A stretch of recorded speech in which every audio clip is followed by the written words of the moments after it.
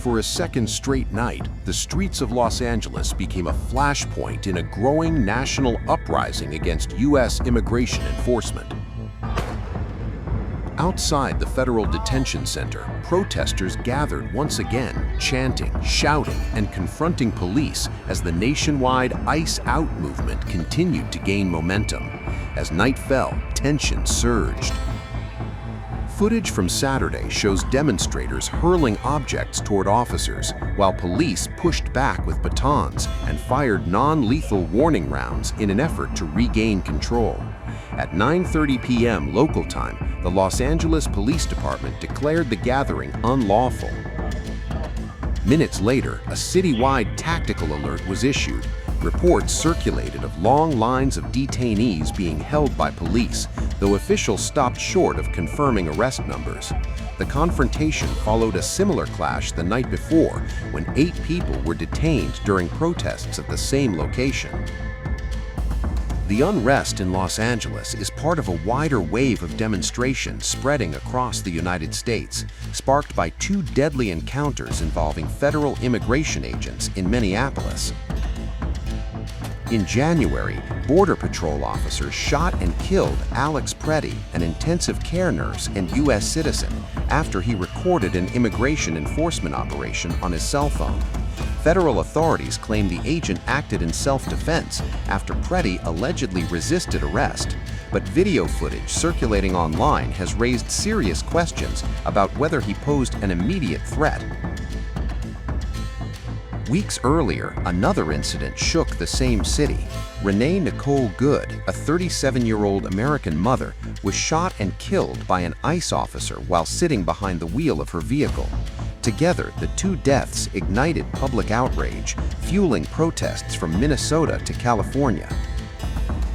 As demonstrations intensified, President Donald Trump weighed in.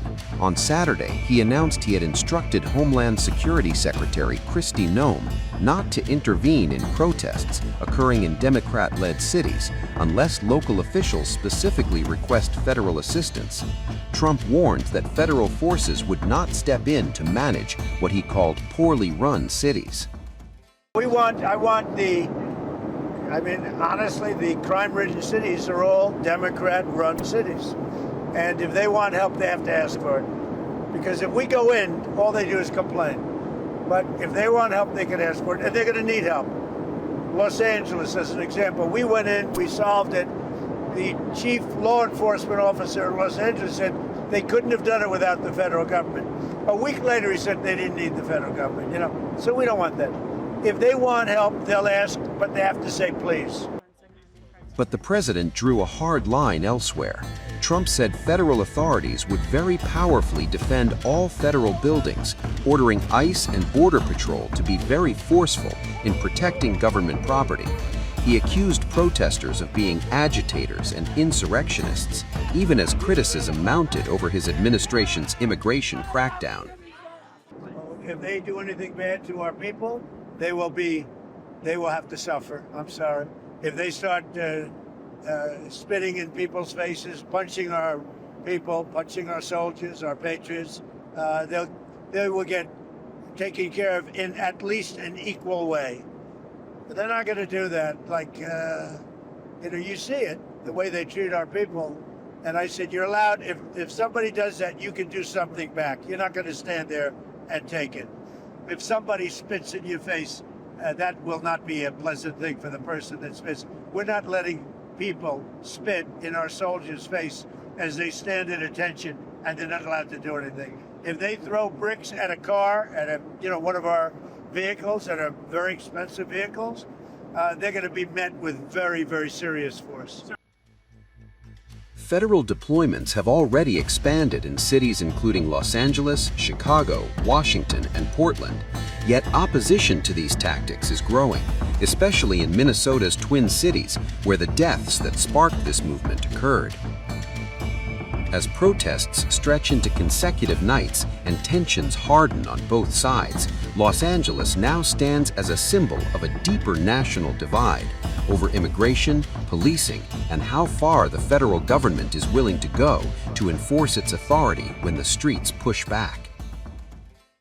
We gather here today because last Saturday, a caregiver of our nation's veterans, a VA nurse, Alex Preddy, remembered for his warm heart and kindness to all in life, was shot and killed by federal agents in the streets of Minneapolis. I'm now going to speak to the nurses in the audience. Remember, in our shift work, we do our best to set up our relief for success. But we also know that if we don't get it done, the next shift will bring the care that our patients need. Alex Preddy has been relieved. Those of you standing here are the next shift. You need to get that work done. Alex Preddy was a wonderful human being with holidays to celebrate and family to still hug. His life was taken by the same apparatus that took Renee Nicole Good, Silverio Villegas Gonzalez, and Keith Porter. All people with loved ones waiting at home with a meal served and warm and ready for them. I hate to give you the worst news, though. This is not new.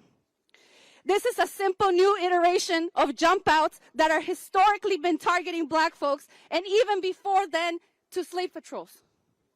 These same institutions murdered, planted evidence, and created false narratives to excuse their disgusting violence.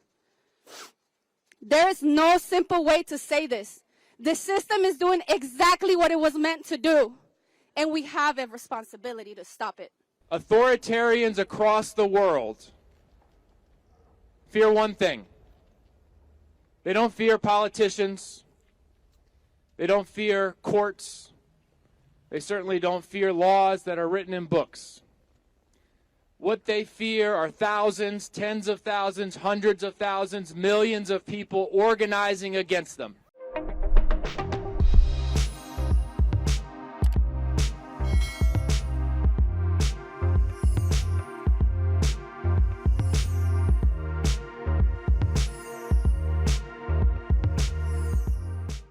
Times of India videos, your daily dose of India and the world. Global news, different views, and sharp analysis. Pressure of expectation from your fans, your supporters. That is often served as a backdrop for several Bollywood. You're not a brute majority anymore if you individually take out playwright. Making sense of global conflicts. Tracking the new emerging world order. Strike on Israeli military bases. A multi-pronged. To stay out of harm's way as Israel started bombing targets across. Understanding changing alliances in a polarized world. Tune into TOI videos for all this and more. Click on the bell icon to subscribe and never miss an update.